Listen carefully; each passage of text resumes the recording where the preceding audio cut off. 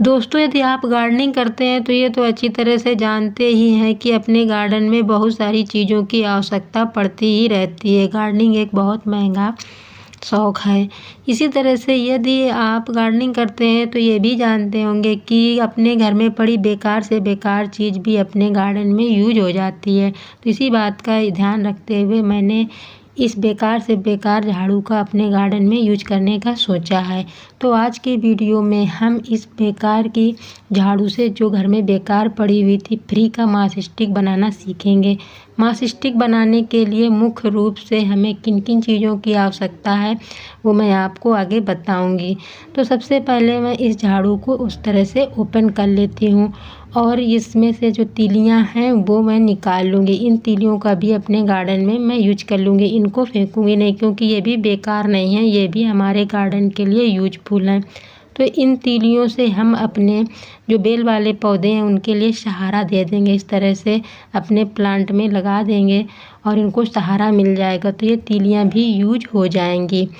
अगला जो इसका यूज है उसमें जो हम मास स्टिक बनाने जा रहे हैं तो मास स्टिक बनाने के लिए मैंने किन किन चीज़ों की ज़रूरत समझी है, वो मैंने किन किन चीज़ों को लिया है मैं ये आपको दिखा देती हूँ। तो सब इन मास स्टिक बनाने के लिए मैंने लिया है ये पतला तार और ये रस्सी, और इन तीनों की मदद से मैं एक बहुत अच्छा मास स्टिक बनाना आपको बताऊंगी, जिसका यदि आप अपने गार्डन में यूज करेंगे तो आपका गार्डन भी बहुत सुंदर लगेगा और ये मास स्टिक बहुत मजबूत बनकर तैयार होगा। तो आइए दोस्तों, अब मास स्टिक बनाना सीखते हैं। मास स्टिक बनाने के लिए मैंने झाड़ू के हैंडल का प्रयोग किया जो कि प्लास्टिक का है। तो सबसे पहले मैं इस प्लास्टिक के हैंडल में नीचे से 6 इंच की जगह छोड़ देती हूँ। 6 इंच की जगह छोड़ देने के बाद ही रस्सी बांधना शुरू करते हैं।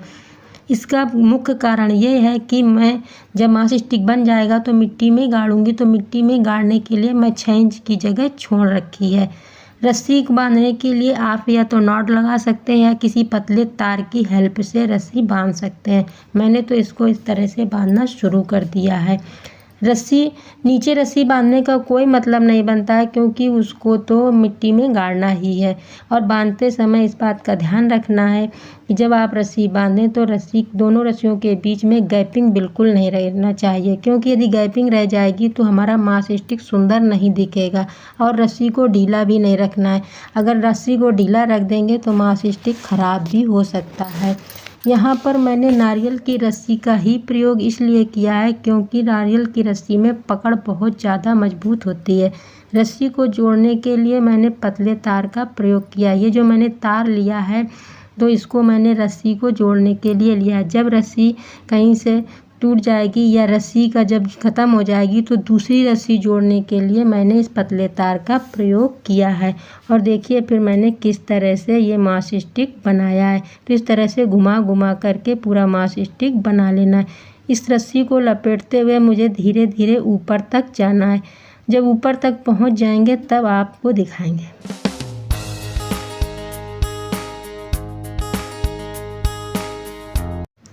तो इस तरह से पूरे प्लास्टिक के पार्ट में रस्सी ऊपर तक लपेट लेना है। जब ऊपर पहुंच जाते हैं तो इसमें जो ये होल है इसको भी हम बंद कर देते हैं। किसी कपड़े की मदद से या प्लास्टिक की मदद से या पॉलीथीन की मदद से इसको भी बंद कर देते हैं, जिससे कि इसमें मिट्टी या कोई पानी ना भरे। इस तरह से इसको बंद करके रस्सी लपेट देते हैं और फिर से रस्सी ऊपर तक लपेटते हुए चले जाते हैं।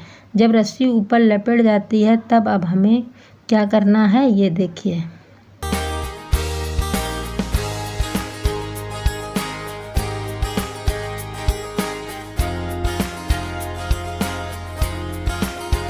अब ये ऊपर तक रस्सी लपट गई। अब मुझे इसी रस्सी को दोहराते हुए नीचे तक फिर लाना है। मैं इस रस्सी को 2 बार लपेटूंगी। तो इस तरह से फिर मैं ऊपर से अब रस्सी को लपेटते हुए नीचे तक आऊंगी। धीरे धीरे इसको लपेटते हुए मुझे नीचे तक आना है।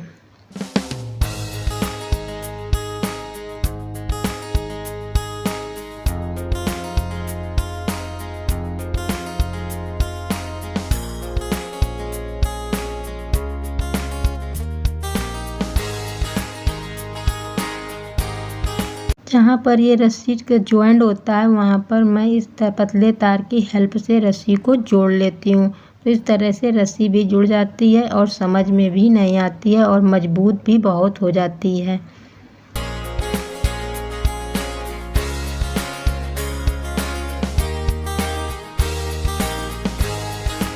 जैसे देखिए जहाँ जहाँ पर मुझे जॉइंट लगाना पड़ा है तो मैंने नॉट नहीं लगाया, इस तार की हेल्प से, जो पतला तार लिया था उसकी हेल्प से ही मैंने इसको जोड़ लिया है, जिससे कि मुझे कोई नॉट भी नहीं लगाना पड़ेगा और ये मजबूत भी हो जाएगी और दिखाई भी नहीं देगा मैंने कहाँ पर रस्सी जोड़ी है। अब ये नीचे तक मेरा पूरा कंप्लीट हो गया है। अब इस रस्सी को काट देते हैं, जो एक्स्ट्रा पार्ट है उसे हटा देना है और इसमें नॉट लगा दीजिए या तार की हेल्प से इसे अच्छे से कस देना है। तो इस तरह से कैंची की हेल्प से मैंने इसे काट लिया है और अब मैंने इसमें नॉट लगा दिया है। तो मैं तार की हेल्प से ही इसे इसमें टाइट कर दूंगी। इस तरह से इसे मोड़ना है और इसमें टाइट कर देना है।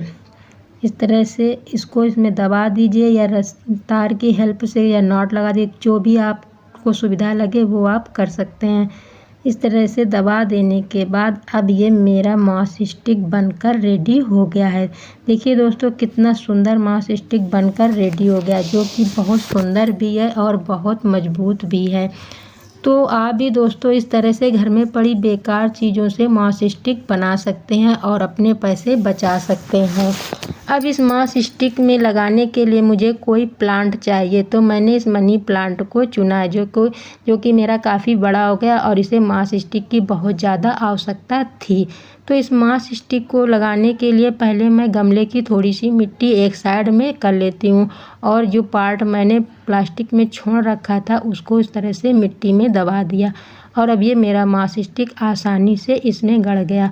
और अब मैं इस मनी प्लांट की लता को इसमें इस तरह से लपेट दूंगी, चारों तरफ लपेट देते हैं। यदि आप को लपेटने में प्रॉब्लम हो रही है तो आप किसी रस्सी की मदद से या पतले तार की मदद से इसको टाइट भी कर सकते हैं। तो इस तरह से हम अपने मनी प्लांट को सुंदर और आकर्षक लुक दे सकते हैं। पौधों को माउस स्टिक में बांधने के लिए पतले तार या प्लास्टिक का प्रयोग कर लेना चाहिए। अब हमारा पौधा बन जाने के बाद बहुत सुंदर और आकर्षक दिखने लगा है। तो इस तरह से आप भी अपने घर में बेकार पड़ी चीज़ों से माउस स्टिक बना सकते हैं, जिसके लिए आपको कुछ विशेष खर्चे की ज़रूरत नहीं पड़ेगी। ये जो रस्सी का प्रयोग मैंने किया है ये 10 से 15 रुपए के बीच में एक काफ़ी बंडल मिल जाता है, जिससे कि 2 माउस स्टिक बनकर तैयार हो जाते हैं। मैंने तो इस रस्सी का ख़रीदा नहीं है, मेरे घर में बेकार पहले से ही पड़ी हुई थी। जब आप रस्सी लेने जाएं तो मोटे साइज़ की रस्सी लाएं, जिससे माउस स्टिक बहुत सुंदर बनकर तैयार होता है। तो आशा करते हैं दोस्तों आपको मेरा वीडियो पसंद आया होगा। यदि वीडियो पसंद आया हो तो वीडियो को लाइक अवश्य कर दें और यदि चैनल में पहली बार आए हों तो चैनल को भी सब्सक्राइब कर दें। तो मिलते हैं दोस्तों किसी अगले वीडियो में एक नई जानकारी के साथ, तब तक के लिए बाय।